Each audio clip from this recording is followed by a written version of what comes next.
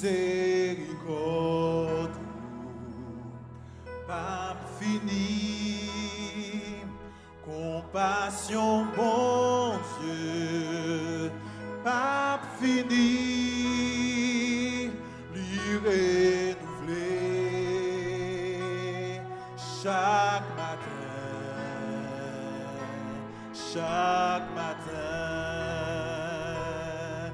miséricorde, miséricorde, pas fini, compassion, bon Dieu, pas fini, lui renouveler chaque matin, miséricorde, miséricorde, encore une fois, miséricorde, pas fini, compassion, bon Dieu, pas fini, lui renouveler chaque matin,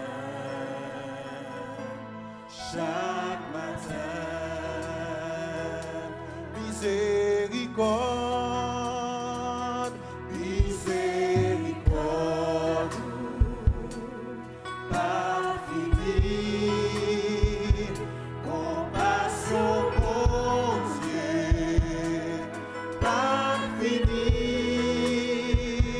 lui renouveler chaque matin,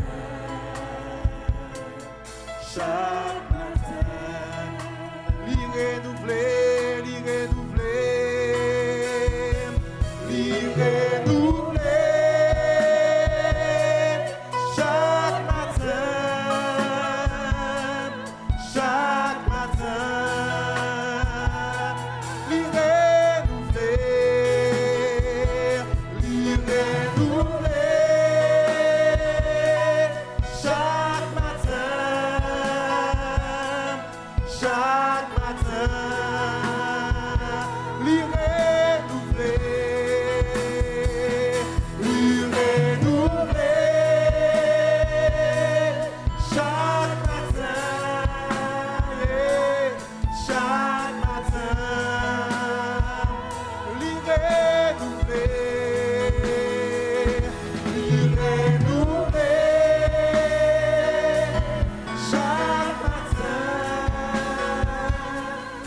chaque matin, miséricorde, miséricorde, pas fini, compassion, bon Dieu, pas fini, lui renouveler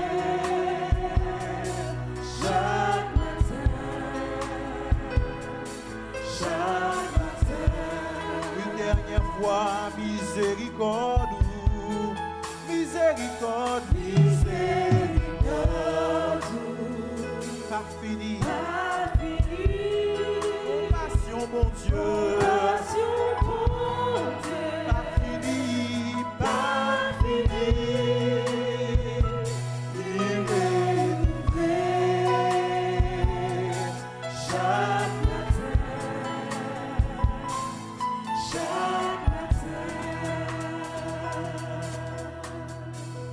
Encore ce jour, Seigneur, nous voulons te bénir, te louer, te célébrer, t'exalter, Seigneur. Parce que c'est ta miséricorde, ô Éternel, qui s'est accomplie un jour en ce que tu as envoyé ton Fils, ton unique, celui en qui tu avais mis toute ton affection, Jésus-Christ, l'agneau de Dieu. Lui qui était innocent, qui n'avait commis aucune fraude, aucun péché, aucune faute, aucun manquement. Tu l'as livré pour nous, afin que, à travers sa mort et son sacrifice, nous ayons la vie et le salut en Jésus-Christ et pour l'éternité, Seigneur. Nous reconnaissons que nous sommes pécheurs et que tu nous as racheté un grand prix, ô Dieu. Merci, Jésus. de ne pas avoir regardé à ta grandeur et à ta gloire, mais d'avoir accepté dans l'obéissance de passer par le chemin de souffrance. C'est vrai, de l'abomination, de la croix. Merci Jésus, parce que tu as accompli cela pour moi et pour celui qui est là, qui te connaît, mais pour celui aussi qui ne te connaît pas. Merci pour ton de grâce, merci pour ton de bonté, merci pour ton de miséricorde, Seigneur. Nous voulons te dire merci en ce jour encore. Nous voulons laisser la joie du salut nous animer.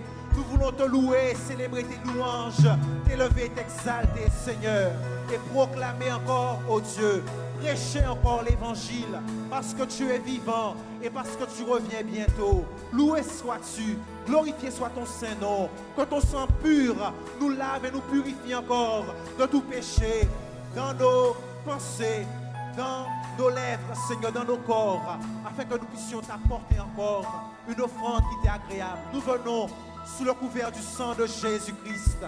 Nous voici devant toi, Seigneur, pour te louer et te célébrer, Jésus. Alléluia, Seigneur. Merci, Jésus. Merci, Seigneur. Alléluia. L'y renouveler. L'y renouveler. Chaque matin. Chaque matin. L'y renouveler.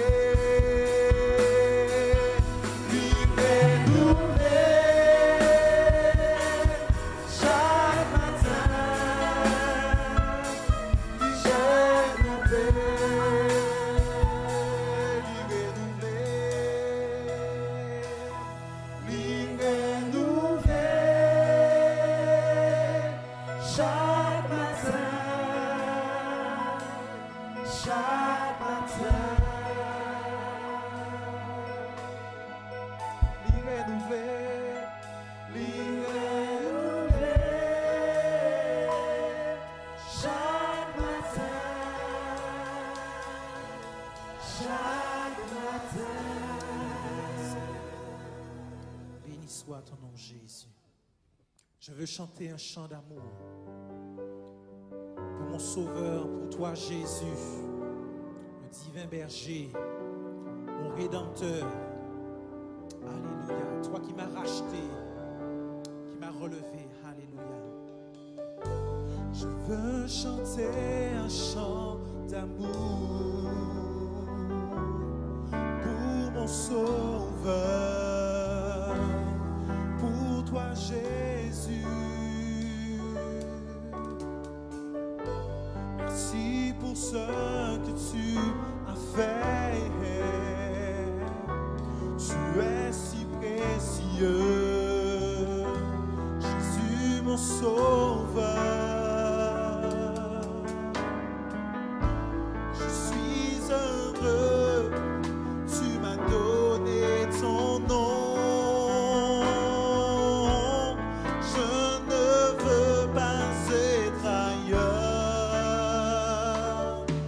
Dans tes bras d'amour, dans tes bras, tout près de toi, contre ton cœur, dans tes bras d'amour. Je veux chanter, alléluia. Je veux chanter un chant d'amour pour mon Sauveur. Pour toi, Jésus. Roi des rois, Seigneur des seigneurs, agneau de Dieu. Merci pour ce que tu as fait. Merci pour la croix, Seigneur. Tu es si précieux, Jésus. Je veux te chanter ma joie, Jésus, je suis heureux. Je suis heureux, tu m'as donné ton nom. Je ne veux pas être ailleurs. Dans tes bras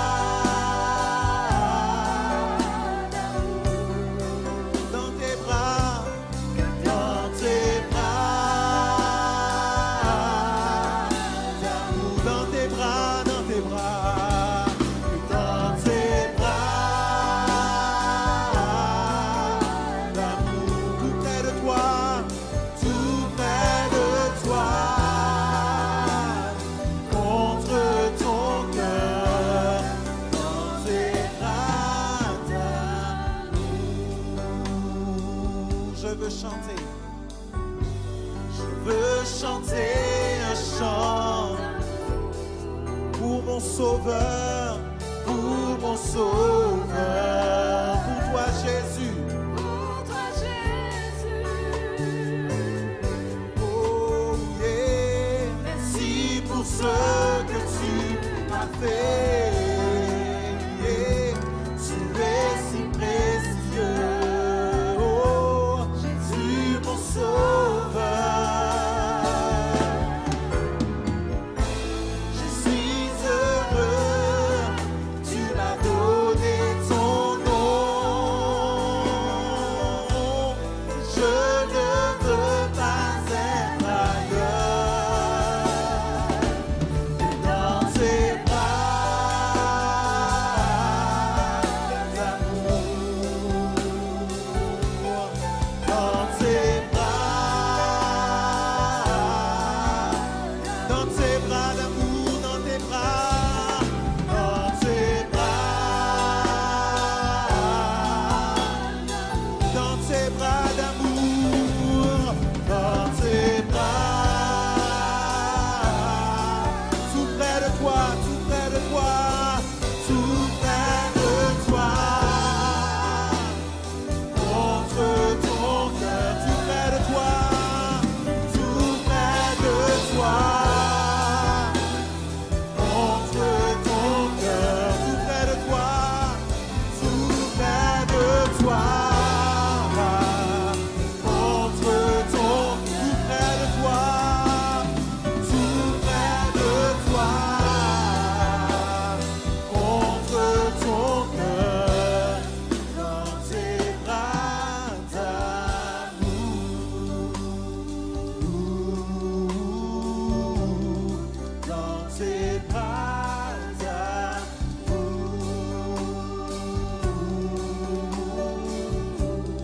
dans tes bras d'amour,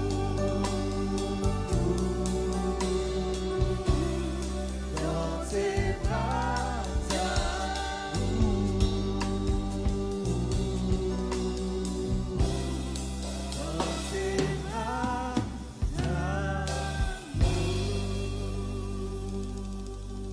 Alléluia. Tu es le centre de nos louanges et de notre adoration, Seigneur. Toi seul, nous voulons célébrer, louer, glorifier, exalter. Tu es le Fils de Dieu, l'agneau de Dieu, celui qui a paru dans le monde pour détruire les œuvres du diable. Alléluia. Celui qui est venu nous sauver, nous délivrer de la mort du péché. Tu es notre héros et nous te bénissons, Jésus. Alléluia, Jésus.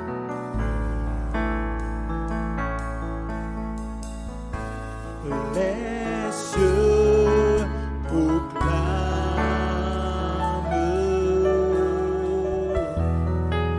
la gloire du ressuscité.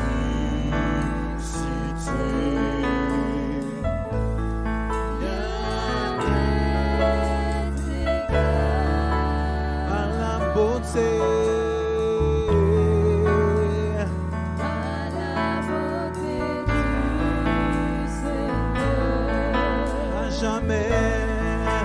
à jamais il sera. Alléluia.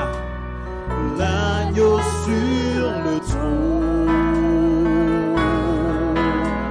Je fléchis le genou, je fléchis le genou pour l'adorer lui seul, pour l'adorer lui seul. Les cieux proclament, on reprend ça ensemble, les cieux. Les cieux proclament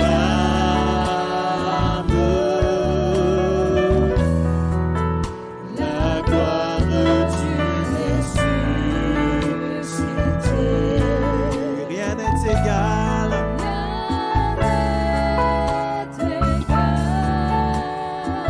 À ta beauté, Jésus, toi le Fils de Dieu.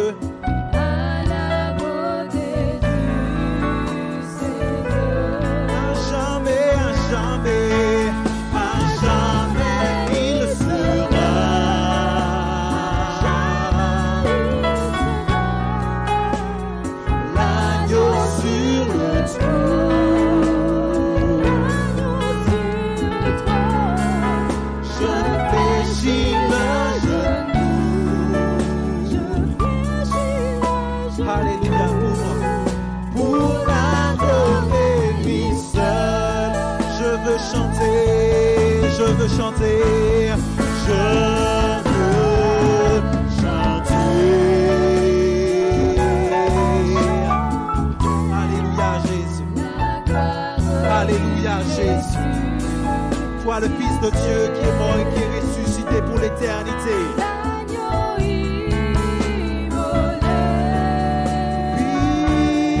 Nous a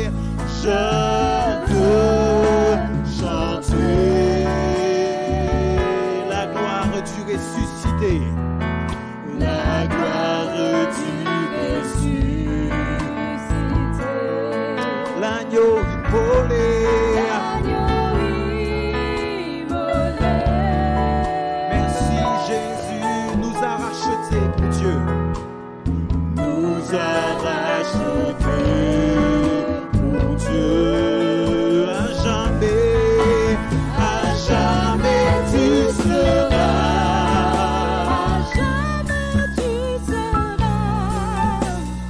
l'agneau sur le trône.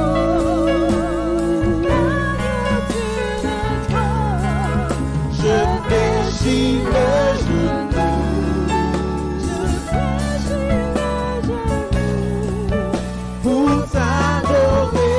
Je veux chanter. Je veux chanter.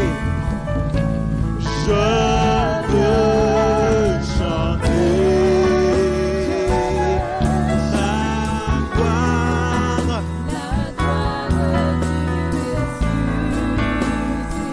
l'agneau immolé.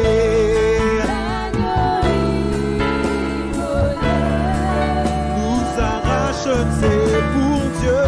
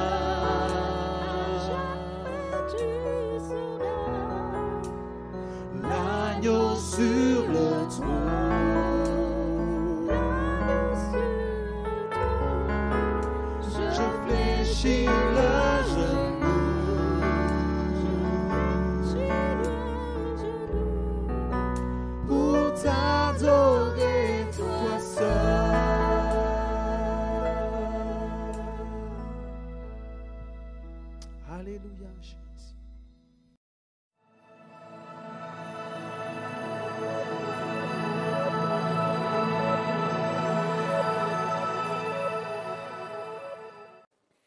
Je voudrais partager la parole du Seigneur et lire dans le deuxième livre des Rois, au chapitre 5, à partir du verset 1 jusqu'à 4. 2 Rois, chapitre 5, versets 1 à 4.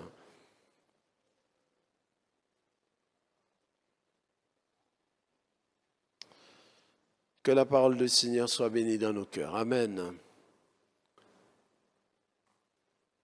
Il est dit ceci. Naaman, chef de l'armée du roi de Syrie, jouissait de la faveur de son maître et d'une grande considération, car c'était par lui que l'Éternel avait délivré les Syriens. Mais cet homme fort et vaillant était lépreux. Or, les Syriens étaient sortis par troupes et ils avaient emmené captive une petite fille du pays d'Israël qui était au service de la femme de Naaman.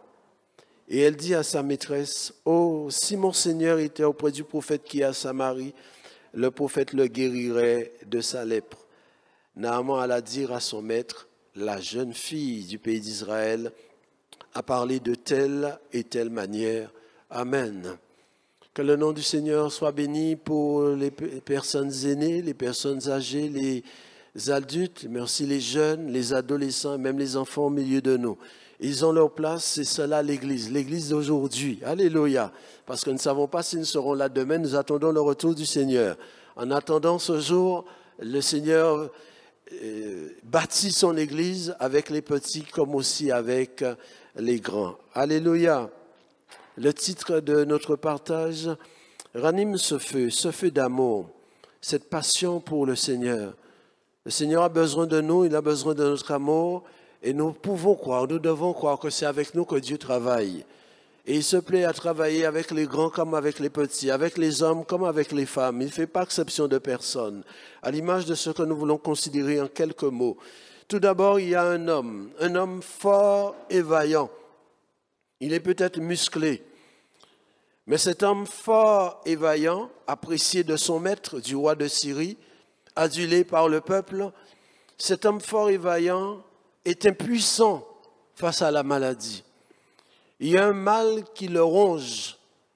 Et malgré sa force, malgré sa bravoure, il ne peut rien contre la maladie.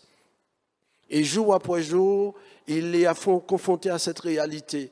J'aime à penser quand il rentre le soir, après avoir goûté aux applaudissements des uns et des autres, il est assis dans sa chambre et il regarde sa peau, il regarde son corps qui lui rappelle qu'un jour ou l'autre, tout sera fini pour lui. La maladie, c'est un ennemi et la maladie semble régner dans ce monde. Quelque grand que soit un homme, qui peut dire « je n'ai jamais été malade » ? Et pourquoi la maladie existe ? La maladie existe à cause du péché. Dès lors que le péché est entré dans le monde, la maladie aussi a établi son règne. Romains chapitre 5, verset 12, nous l'exprime ainsi. Romains 5, verset 12, il est dit, c'est pourquoi comme par un seul homme, le péché est entré dans le monde et par le péché, la maladie, la douleur, la guerre, la violence, la peur et bien sûr le dernier, la mort. Et ainsi la mort s'est étendue sur tous les hommes parce que tous ont péché. La mort règne. Oui, nous avons raison d'exalter notre roi, le Seigneur Jésus. Et la Bible dit qu'il est le roi des rois. Parce qu'il y a des choses qui règnent dans ce monde, comme la maladie, comme le péché, comme la mort. Et nous avons besoin de ce roi au-dessus de ces rois pour que nous puissions avoir de l'espérance. Amen. Le péché est entré dans le monde, la mort aussi a fait son apparition. Les situations conflictuelles aussi, les violences aussi, l'abattement aussi, le découragement aussi, ça a été la part de la race humaine. Alors la question de savoir, mais qu'est-ce que l'homme ? Le psaume 39 répond à cela. Le psaume 39, verset 6, il est dit, « Voici, tu as donné à mes jours la largeur de la main, et ma vie est comme un rien devant toi. Oui, tout homme debout n'est qu'un souffle. Ma vie n'est qu'un rien. Quand nous sommes confrontés à la mort, au cercueil de quelqu'un, on voit 2 années, l'année de naissance et l'année de mort, et au milieu un petit trait, Ma vie est comme un rien devant toi. Oui, tout homme debout n'est qu'un souffle. Il peut être vaillant, il peut avoir un poste élevé, il peut être influent dans ce monde, il peut être un élu de la nation. Tout homme debout n'est qu'un souffle et nous n'y faisons pas exception. Cet homme était fort et vaillant, mais c'était un homme dont le souffle est dans la main de Dieu. Et si Dieu avait voulu qu'il meure, il serait mort. Comme nous aussi, si Dieu avait voulu qu'on parle de nous au passé, nous ne serions plus là. Notre souffle est dans la main du Dieu vivant. C'est lui qui a renouvelé le souffle en chacun d'entre nous. Nous n'avons pas été branchés quelque part, mais il a jugé bon de nous conserver le souffle. Et même ceux qui ne font aucun cas de lui, qui sont à la plage, qui sont derrière Vaval, il leur a conservé le souffle quand même, pour montrer sa grande générosité. L'homme, un souffle, un être dépendant, qui a besoin de la grâce de Dieu. Sans sa grâce, nous sommes perdus, ne sommes rien. Naaman, un homme fort et vaillant, impuissant face à la maladie et surtout, un homme sans Dieu et sans espérance. Il faisait partie des incirconcis, des personnes qui n'adoraient pas le Dieu vivant et vrai. Donc s'il était mort, s'il venait à mourir, où irait-il? Car après la mort, tout n'est pas fini. Sans Dieu et sans espérance, c'est ce que nous étions aussi. Mais grâce soit rendue à Dieu, Jésus-Christ est venu. Il est venu sur cette terre, il a marché sur cette terre, il a vécu pour les hommes et il a donné sa vie sur une croix pour nos péchés, afin que quiconque croit en lui ne périsse pas, mais ait la vie éternelle. C'est donc par grâce. Éphésiens chapitre 2, verset 8 précise ces choses. Éphésiens chapitre 2, verset 8 qui dit « C'est donc par la grâce que vous êtes sauvés, par le moyen de la foi, et cela ne vient pas de vous, c'est le don de Dieu, c'est le cadeau de Dieu, c'est l'offre de Dieu, c'est le panier d'amour de Dieu. C'est une grâce. Et il offre cette grâce encore aujourd'hui pour que nous puissions en lui avoir une vie éternelle, la vie éternelle. » Je reviens à 2 Rois chapitre 5. Après cet homme vaillant, à côté de cet homme vaillant, dans l'entourage de cet homme vaillant, il y a deuxième chose, une petite fille. Une petite fille, petite déjà, comparée à cet homme fort et vaillant, comme pour dire, comme insignifiant. Naaman était vu, remarqué, il était en tête. On pouvait voir sa photo, son image à la télé, sur Internet. Et à côté de ça, une petite fille, petite, et qui plus est fille. En ce temps-là, on ne faisait pas grand cas des filles et même des femmes. Ce n'est pas très considéré. Il n'y avait pas encore le mouvement de libération de petite. Pour montrer quoi? 1 Corinthiens 1, 27. Dieu choisit les choses petites, les choses viles, les choses qu'on méprise, pour confondre les choses fortes. Dieu a choisi une petite fille. Nous donnons, nous aimons et nous devons donner notre vie au Seigneur. Seigneur, je te donne ma vie. Ma vie est pour toi. Je te la livre. Fais-en ce que tu voudras. Il dit, d'accord. Je t'offre ma vie. Nous sommes son cadeau. Mais il dit, je me charge de l'emballage. Et on ne sait pas comment il va nous emballer. Il peut y avoir un très beau papier, tout comme il peut avoir un papier qui ne sent pas toujours plaire à l'intéressé. Il va choisir une petite fille dans une situation particulière de souffrance. Une petite fille, on ne connaît pas son nom, qu'importe. Mais on sait une chose, elle était du pays d'Israël. Et qui dit Israël, dit Dieu vivant. Parce qu'Israël signifie qu'il lutte avec Dieu. Il n'y a pas d'Israël sans Dieu. C'est Dieu qui a donné ce nom à ce peuple. Donc une petite fille avec une identité devant Dieu. Donc elle n'est pas n'importe qui.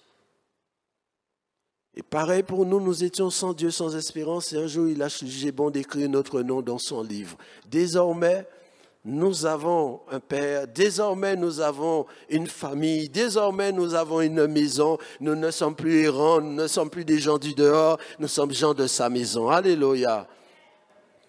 cette petite fille, elle était captive. Elle était avec peut-être ses frères et ses sœurs, autres frères et sœurs, et un jour, des hommes avec Naaman vont passer près de sa famille et vont l'enlever, vont l'arracher à sa famille. On ne lui a pas demandé son avis. On n'a pas demandé autorisation à ses parents. On va l'enlever. Elle va se retrouver captive pour être esclave chez Naaman. Même si ce sont les gens de Naaman, les guerriers de Naaman qui l'ont enlevé, mais Naaman était aussi complice puisqu'elle va même prendre la fille pour mettre chez lui. Mais remarquez qu'il n'y a pas que la fille qui était captive. Naaman déjà lui-même était captif. La maladie est une captivité, comme le péché est une captivité, comme la méchanceté est une captivité, comme l'orgueil c'est une captivité. Quand ces choses nous tiennent, ces choses ne nous facilitent pas la vie et ces choses conduisent inéluctablement à la mort. Mais béni soit Dieu pour les captifs, la Bible l'avait promis, un rédempteur viendra. Un rédempteur viendra. L'évangile de Luc au chapitre 4, verset 19 précise ces paroles du Seigneur Jésus lui-même. Luc chapitre 4, verset 19. Après avoir dit, l'Esprit du Seigneur est sur moi, il dira pour proclamer aux captifs la délivrance. Pour proclamer aux captifs qu'ils peuvent être libérés. Un rédempteur viendra. Et cette jeune fille qui était captive s'attendait aussi à la venue de ce Rédempteur. Et béni soit Dieu, il est venu. Et bien plus, il est au milieu de nous. Il a dit, je viendrai à vous. Je ne vous laisserai pas orphelins. C'est pourquoi avec les paroles de Paul, 2 Corinthiens chapitre 4, verset 7, nous pouvons être consolés. 2 Corinthiens 4, verset 7. Il dit, nous portons ce trésor dans des vases de terre. Ce trésor qui est une personne, Jésus. Et le vase de terre, c'est notre personne, fragile, destinée à la poussière. Un trésor dans des vases de terre. Et même la Bible compare la femme comme un vase fragile. Donc avec raison, nous sommes bien dans le temps avec cette jeune fille fragile, peut-être frêle, mais qui a un trésor en elle comme nous. Afin que cette grande puissance soit attribuée à Dieu et non pas à nous. Nous sommes pressés de toute manière, mais non réduits à l'extrémité. Dans la détresse, mais non dans le désespoir. Persécutés, car tous ceux qui veulent vivre pieusement Jésus-Christ seront persécutés. Et il dit, mais non abandonnés. Abattus, mais non perdus. Amen. Quelle belle parole. Ce n'est pas dans les journaux, fussent-ils nombreux dans ce monde qu'on va en trouver de telles choses, c'est dans la Bible, la parole de Dieu. Il y a des problèmes, mais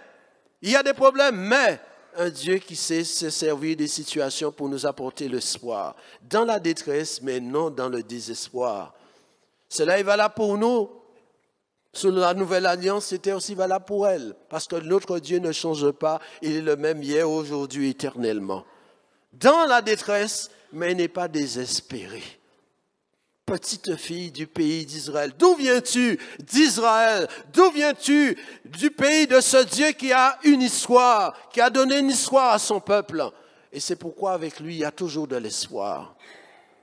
Et c'est à travers cette jeune fille, je reviens à 2 Rois 5, c'est à travers elle, c'est avec elle que cet homme fort Naaman sera guéri. Amen. Une petite fille. Béni soit Dieu pour les petits dans l'Église, ici comme ailleurs, aujourd'hui comme en tout temps, si le Seigneur n'est pas encore revenu. Qu'est-ce que Dieu m'apprend à travers cette jeune fille? Il m'apprend que pardonner, c'est mieux que de se plaindre. Cette jeune fille a été enlevée. Elle aurait pu se plaindre, murmurer toute la journée, « On m'a enlevé, ces méchants m'ont enlevé de ma famille. » Elle aurait pu se plaindre de Naaman, se plaindre de son épouse, qui ne dit pas à son mari de le laisser partir. Qu'est-ce qui me fait dire qu'elle avait choisi de ne pas se plaindre? Ce qu'elle va dire, l'expression de ses paroles. « Oh, si mon Seigneur !» On a l'impression que c'est lorsque nous étions en CM2, on apprenait les poèmes de Verlaine et de Baudelaire, etc. Oh, si mon Seigneur. Une parole douce. Une langue douce peut briser des os, dit la Bible. Oh, si mon Seigneur. On ne lui a pas demandé son avis. Il y a eu cette spontanéité de sa part. Elle a été un point de compassion, de tendresse, comme le Seigneur lui-même. Elle partageait les sentiments du Seigneur. Sans doute en étant avec l'épouse qui étendait le drap du lit, puis dit, ah ouais, mais mon mari encore, tu sais. Et va, oh, si mon Seigneur. Elle avait appris à regarder ces personnes, ses ennemis, pourtant ce sont des ennemis du peuple d'Israël, c'est des incirconcis, comme étant des êtres humains tels qu'ils sont. Et choisissant dans leur cœur de pardonner, il m'a enlevé de chez mes parents, je pardonne. Telle a été la démarche divine, le Seigneur Jésus lui-même. Première parole à la croix, Père, pardonne-leur, parce que j'ai envie d'aller au ciel. Et que le Saint-Esprit m'aide à ne jamais oublier de remettre le pardon avant de mourir, comme Étienne le fera. Il est sous les coups, le sang coule. Seigneur, pardonne-leur leurs péchés, parce qu'il n'a pas envie d'avoir un cœur amer, d'un cœur qui ne pardonne pas, parce qu'on ne se rend pas service et on ne rendra pas service à l'humanité non plus. S'il a un sujet de se plaindre, Colossiens 3,13, pardonnez-vous réciproquement. Nous ne sommes pas meilleurs que les autres, nous sommes comme les autres. Et nous avons besoin de son pardon jour après jour. Même dans nos pensées, nous péchons. Donc nous avons besoin de son pardon. Parce que nous voulons aller au ciel. Ce qu'elle m'apprend, c'est que la miséricorde triomphe du jugement. Plutôt que de critiquer cet homme qui a mal agi envers elle, qui a été injuste envers elle, elle est miséricordieuse. La miséricorde triomphe du jugement. Elle aurait pu dire, c'est bien fait pour lui, Dieu l'a puni, voilà ce qu'il mérite. Pour faire ça à un enfant d'Israël. Non. Aussi, mon Seigneur, Naaman, cet homme violent qu'il a enlevé, mon Seigneur, ah, il n'est pas digne d'être appelé mon Seigneur. Il y a un respect de l'autorité. Elle respecte l'autorité. C'est une jeune fille. Elle respecte l'autorité. Jude chapitre, donc c'est le seul chapitre, verset 8. Jude le verset 8, c'est juste avant l'Apocalypse. Il est dit ceci, malgré cela, ces hommes aussi, entraînés par leur rêverie, souillent pareillement leur chair, méprisent l'autorité et injurient les gloires. Or, l'archange Michel, lorsqu'il contestait avec le diable et lui disputait le corps de Moïse, n'osa pas porter contre lui un jugement injurieux, mais il dit que le Seigneur te réprime. Le diable, c'est un être cruel, pervers, méchant, meurtrier, abominable. Et pourtant, l'archange, un ange de haut rang, est face à lui. Ils sont en train de contester le corps de Moïse pour que Moïse ne devienne pas, par son corps, un objet d'idolâtrie. La Bible dit, il ne porta pas contre le diable de jugement injurieux. Même le diable, il a respecté le diable. Et il ne nous est pas permis de dire du diable n'importe quoi. Il ne nous est pas donné de chasser le diable, nous chassons les démons, mais nous résistons au diable. Devant le diable, cet être cruel, il n'a pas porté de jugement injurieux, mais sous la bouche. On ne peut pas combattre le diable en utilisant les mêmes armes que le diable. On a besoin de combattre les ténèbres en utilisant les armes de la lumière, le respect. Même si c'est un ange déchu, mais il a été un ange de haut rang. Et il le respecte lui-même qui est un ange. Il sait ce que le diable, avant d'être le diable, ce qu'il a été. Alors il y a un respect. Et nous aussi, nous sommes invités à honorer, à respecter. Comme cette jeune fille, elle est devant Naaman, que l'on pourrait dire c'est un vagabond et même un vagabond. Mon Seigneur. La soumission à l'autorité nous assure la faveur de Dieu. Mais l'insoumission, la rébellion, c'est les œuvres du diable, c'est ténébreux et ça n'attire pas la faveur de Dieu. Rendez l'honneur à qui vous devez l'honneur. Le président de la République, il est président. Il est président devant Dieu, devant les anges, devant le diable. Et si je parle de lui, c'est Monsieur le Président, ce n'est pas un ami. Je lui dois du respect. Et si je lui manque du respect, je ne suis pas agréable à Dieu, même si lui ne connaît pas Dieu, même s'il sait autre chose. Parce que devant Dieu, il est Monsieur le Président. Alors si les gens font d'une certaine manière, parce que j'appartiens à Dieu, je me dois de me distinguer. Le respect de l'autorité. Si mon Seigneur, cette jeune fille nous apprend que la sainteté vaut mieux que l'impureté. Cette jeune fille, elle est certes captive, certes, elle va être blessée dans ce qu'on lui a fait, mais elle garde sa pureté. La sainteté, la piété nous assurera, nous ouvrira le ciel. Comment on peut savoir que c'était sa démarche? Car assurément, l'œuvre qui a été accomplie à travers elle ne peut être faite que par le Saint-Esprit qui aime utiliser des vases propres.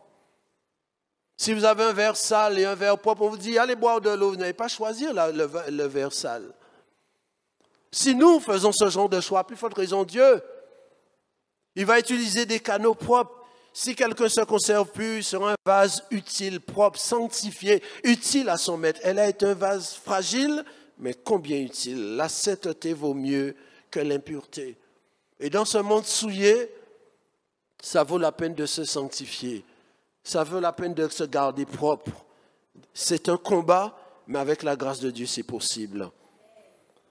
Ce que cette jeune fille nous apprend, cette parole de Proverbe 22, verset 6. Instruis l'enfant selon la voie qu'il doit suivre. Et quand il sera vieux, il ne s'en détournera pas. Proverbe 22, verset 6. Instruis l'enfant. Nous bénissons le Seigneur pour les moniteurs, les monitrices de l'école du dimanche, du culte des enfants. Sans doute cet enfant, son père, sa mère l'instruisaient. Ils avaient le culte de famille. Ou pour actualisé par rapport à nous, il y avait le culte des enfants, dirigé par notre sœur, lui. Et ce dimanche, la monitrice, tu as pensé à ramener ton cahier, tu as pensé à faire tes devoirs. Quand on est au culte des enfants, on apprend qui est Dieu. Dieu, c'est le créateur des cieux et de la terre.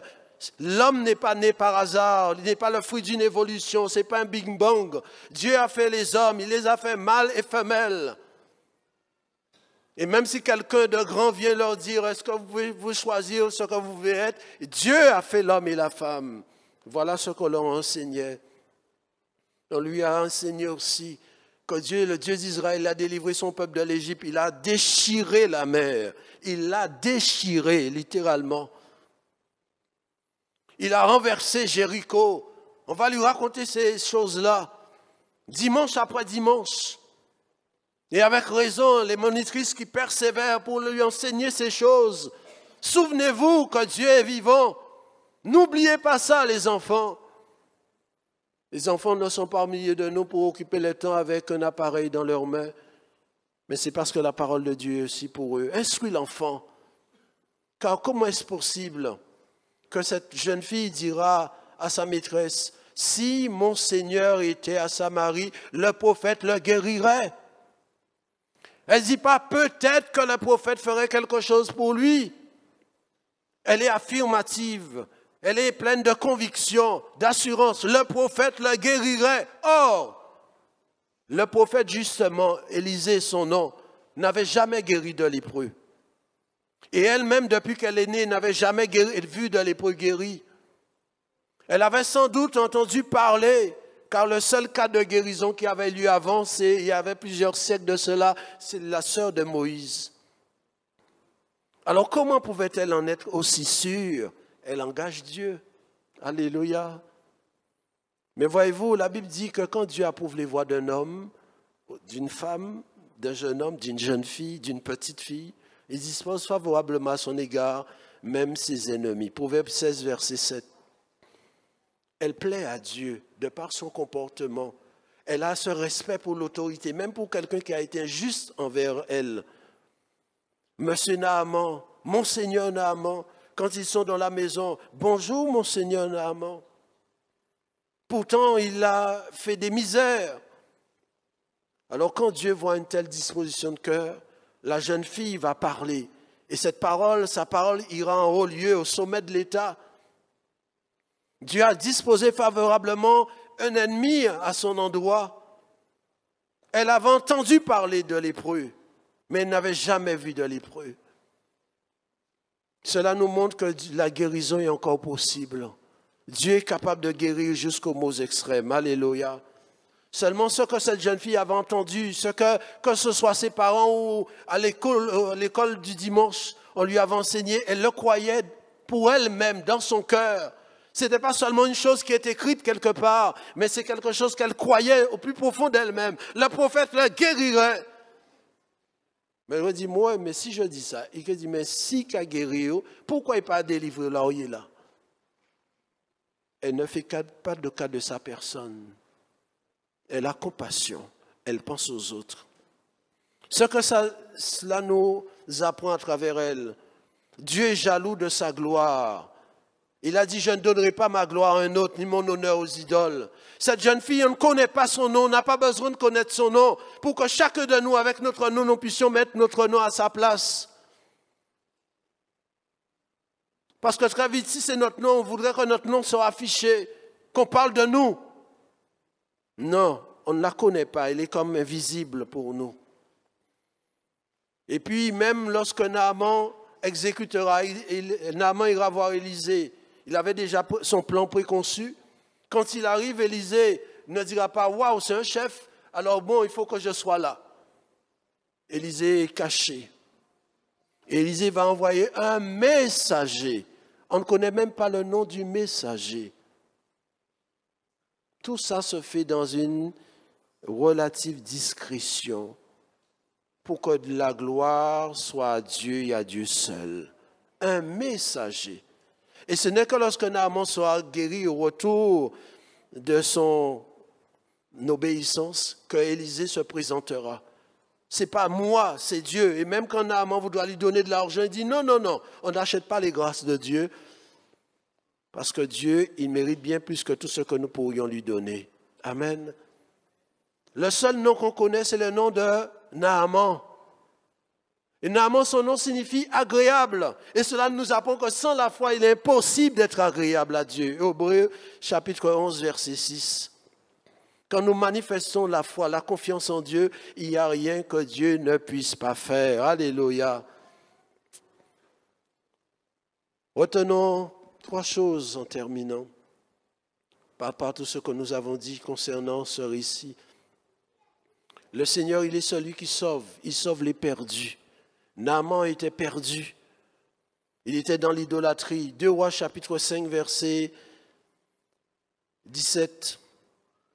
Il dira ceci. Alors Naaman dit, puisque tu refuses, permets que l'on donne de la terre à ton serviteur, une charge de 2 mulets, car ton serviteur ne veut plus offrir à d'autres dieux, ni holocauste, ni sacrifice, il n'en offrira qu'à l'Éternel. Voici toutefois ce que je prie l'Éternel, de pardonner à ton serviteur, quand mon maître entre dans la maison de Rimon pour s'y prosterner, qu'il s'appuie sur ma main, je me prosterne aussi dans la maison de Rimon. Veuille l'Éternel pardonner à ton serviteur, lorsque je me prosternerai dans la maison de Rimon. Et quand on prie Dieu, on s'humilie devant lui, on s'incline, alors Dieu nous répond. Élisée lui répondit, va en paix. Et il nous accorde sa paix quand il y a la repentance. Naaman était perdu dans l'idolâtrie, dans les ténèbres, à cause d'une jeune fille.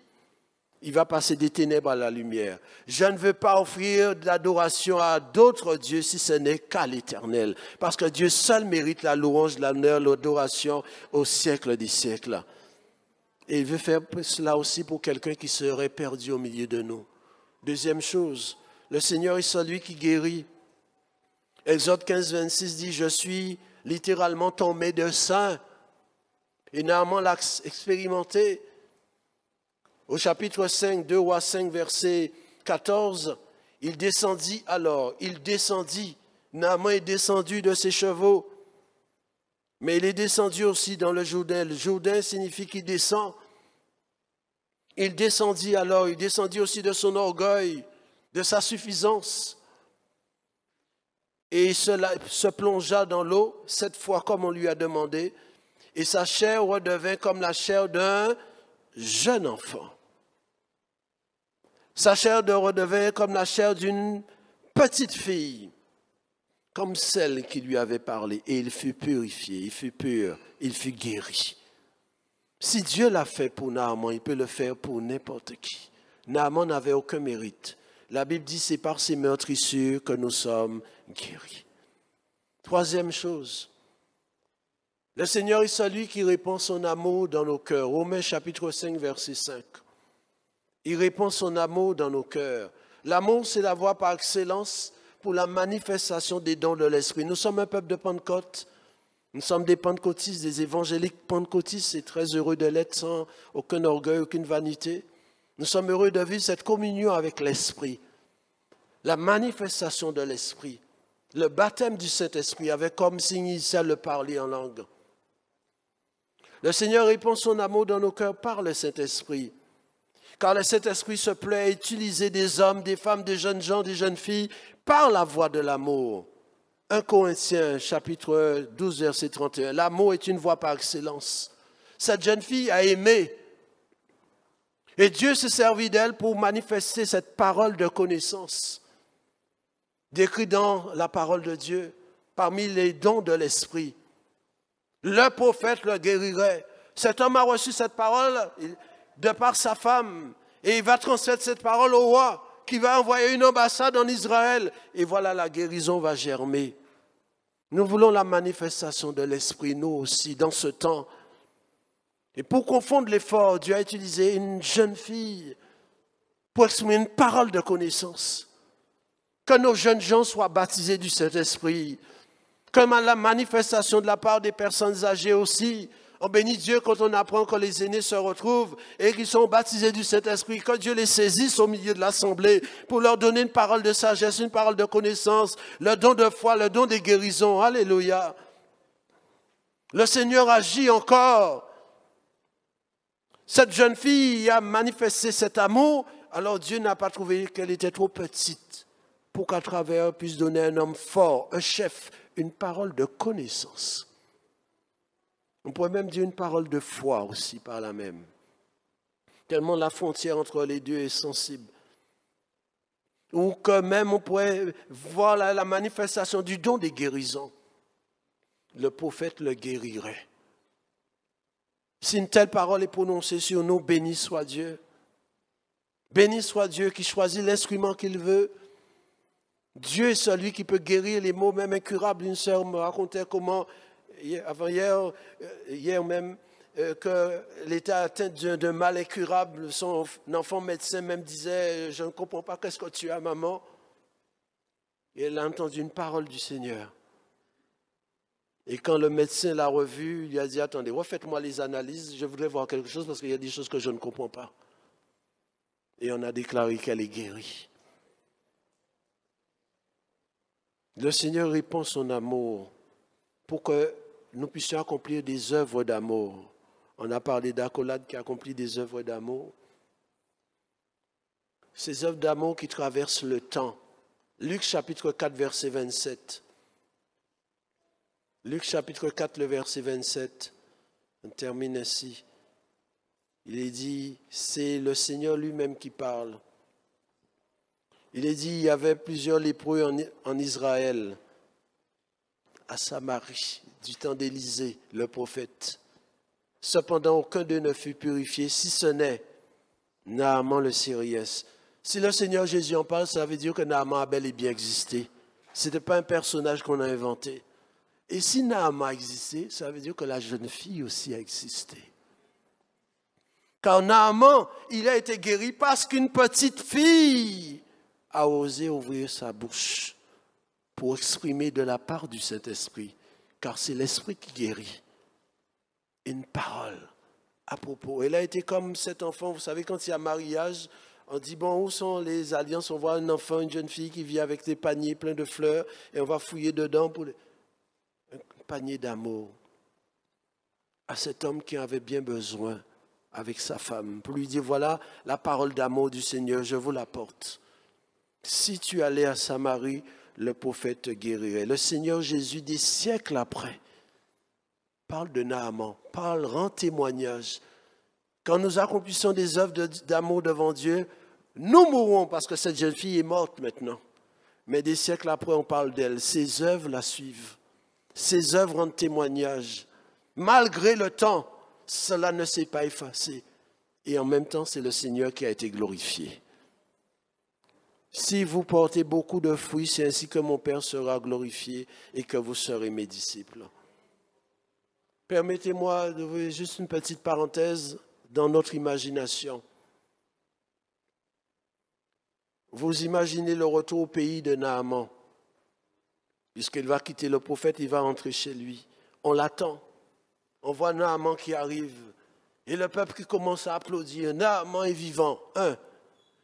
Et il monte peut-être sa chemise. Il n'a plus de chemise à manches longues. C'est la chemise à manches courtes pour montrer son bras. Il est guéri. Il est guéri. Oulo, bravo. Nous prenons ainsi la maladie. On l'acclame. Naaman, Naaman, Naaman. Et comme il se doit, il va rendre l'honneur à qui l'honneur. Il va se présenter devant le roi. Merci mon Seigneur. Je suis allé comme tu m'as envoyé. Et voici, le roi d'Israël t'envoie le bonjour. Et voici, je suis guéri. Le roi est content. Après, il va chez lui, toujours sous les applaudissements de la foule. Il va rencontrer son épouse qui est là en train de l'attendre. Il est content. Tu es vivant. Et après avoir embrassé son épouse, lui dire les mots d'amour qui conviennent entre grandes personnes, il va voir derrière l'épouse, il y a une petite fille. Jeune fille, viens. Le regard n'est plus pareil maintenant. Viens. La jeune fille est toute timide. Qu'est-ce qui va se passer? Naaman qui prend son cheval, va mettre la jeune fille dessus et va peut-être marcher avec. On va dire, qu'est-ce qu'il fait, Naaman? Qui c'est cette jeune fille? Il va dire, c'est grâce à elle. C'est grâce à elle. Et la jeune fille, toute timide, de baisser la tête. C'est grâce à elle. Non, l'esprit que Dieu nous donne ne nous remplit pas de timidité, mais c'est un esprit d'enthousiasme, d'amour, de force, de sagesse. Grâce à elle, grâce à elle, grâce à elle. Il faut faire le tour de la ville. On va commencer à regarder les jeunes filles d'une autre manière. On va commencer à regarder cette jeune fille du pays d'Israël d'une autre manière. Oui, les Israélites ne sont pas des ennemis. L'ennemi, ce n'est pas l'homme, l'ennemi, c'est le diable. Et Naaman, maintenant, dans ce tête-à-tête, dans la famille, autour de la table, dira à cette jeune fille, que veux-tu que je fasse pour toi? On t'a enlevé du pays de ta famille. Est-ce que tu voudrais retourner chez papa et maman? Ah, mon Seigneur, il me manque tellement. Alors, d'accord, je vais t'emmener de ce pas même. On va te mettre sur le char. Et ils vont arriver au pays d'Israël. On voit les Syriens arriver, on pense que c'est la guerre. Non, drapeau blanc, nous sommes pour la paix. Qu'est-ce qui se passe? Où sont tes parents? C'est à Grand Concrète, voilà. Et ils arrivent, le papa, la maman, la fille qui crie, papa, maman! Ah, ma fille, je pensais que tu étais même déjà morte. Te voilà qui est bien vivante et bien en forme, bien joyeuse. Qu'est-ce qui s'est passé? Eh bien, le Seigneur a changé le mal en bien. Ils m'ont enlevé, Dieu s'est servi de moi pour être en bénédiction. Et Naaman va te tenir. Ce sont tes parents, mes respects, madame, mes respects, monsieur. Pardonnez-moi, j'ai enlevé votre fille avec mes complices. Pardonnez-moi, mais grâce à elle, Dieu s'est servi d'elle pour me guérir. Pardonnez-moi cette injustice, mais combien je suis content d'être l'adorateur de votre Dieu aussi. Je suis syrien, mais j'adore le même Dieu que vous. Alors je vous rends votre fille. Et les parents qui sont en pleurs. Peut-être que la maman était fâchée, maudissait même les Syriens, disant ces gens-là, ces méchants-là. Et Dieu faisait pendant ce temps un travail inimaginable à travers une petite fille. Pour nous dire que dans l'Église, personne n'est insignifiant. Peut-être que la personne qu'on aurait négligée le plus, c'est cette personne-là dont Dieu va se servir pour glorifier son nom. Parce qu'il l'a dit, il est jaloux de sa gloire, je ne donnerai pas ma gloire à un autre. Il ne va pas prendre quelqu'un forcément beau, avec de beaux yeux bleus, qui fait le charme de ceci ou cela, mais il va chercher la simplicité. Une petite fille. Et le Seigneur Jésus lui-même va en parler. Alors cela nous apprend que nous sommes invités à rester petits à nos yeux. Petits à nos yeux aussi. Car nous ne sommes rien sans Dieu. C'est sa grâce. Cette jeune fille n'avait pas lieu de se glorifier, c'est par le Saint-Esprit. petit à nos yeux, comme Dieu l'a un jour reproché au premier roi d'Israël. Quand tu étais petit à tes yeux, n'es-tu pas devenu? Mais quand tu t'es cru grand, quand tu te dis que tu n'as pas besoin des autres, que tu peux mépriser les autres, eh bien, tu es devenu inutile. Cette jeune fille nous apprend l'humilité possède la gloire. Alléluia. À travers elle, Dieu va sauver une âme. Et peut-être même plusieurs, parce que Naaman, en tant que chef, va influencer d'autres. J'adore Dieu. Et qui veut adorer Dieu aussi avec moi? Qui veut servir le Dieu vivant parce que c'est lui qui m'a guéri? Il va rendre témoignage à ses soldats, parce qu'on ne peut pas garder ces choses cachées. Alors les gens, les uns les autres vont se prosterner. Adorons. Oh Seigneur, je t'adore, je t'adore, je t'adore. Je n'adore plus chien, chat, chocolat comme le monde, mais j'adore Dieu. Désormais, aujourd'hui et à jamais. Une jeune fille, et Dieu va s'en servir pendant un jour, pendant plusieurs jours, pour sauver encore des Syriens en permettant à Dieu de faire une œuvre à travers elle. Elle aurait pu se plaindre. Seigneur, si Dieu est amour, si Dieu existe, pourquoi? Eh bien, elle a ouvert son cœur à la grâce. Et Dieu n'a pas trouvé trop misérable sa vie pour dire, eh bien, justement, tiens, tu m'intéresses, je vais mettre mon esprit sur toi. Et tu n'as pas idée de ce que tu feras. Et les siècles vont passer, on va continuer à parler de toi, même à Grand-Camp, même en Guadeloupe, et que le nom du Seigneur serait glorifié, que son nom soit béni.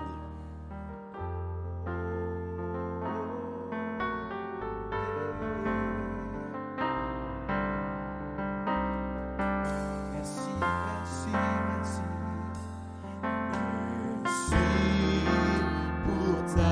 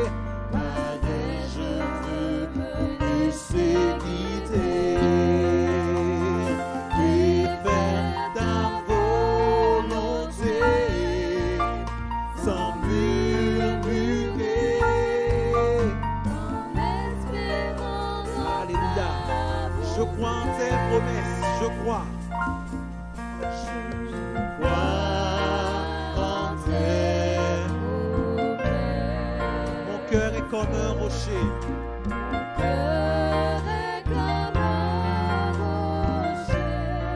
Fondé sur tout ce que dit mon Dieu.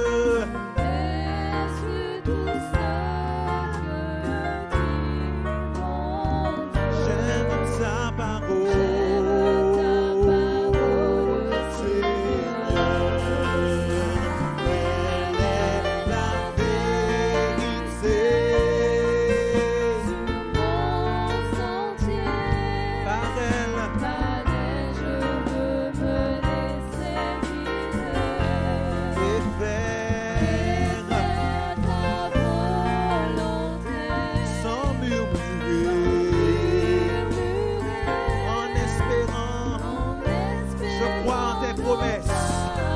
Je crois en tes promesses, je crois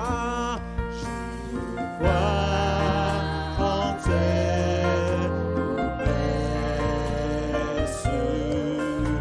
Mon cœur est comme un rocher, fondé sur tout ce que dit mon Dieu.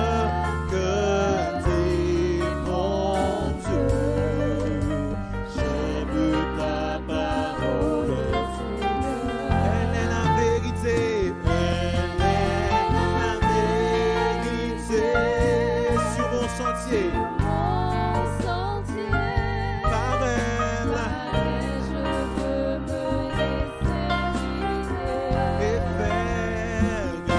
faire ta volonté sans murmurer, en espérant. Elle est la vérité, elle est la vérité.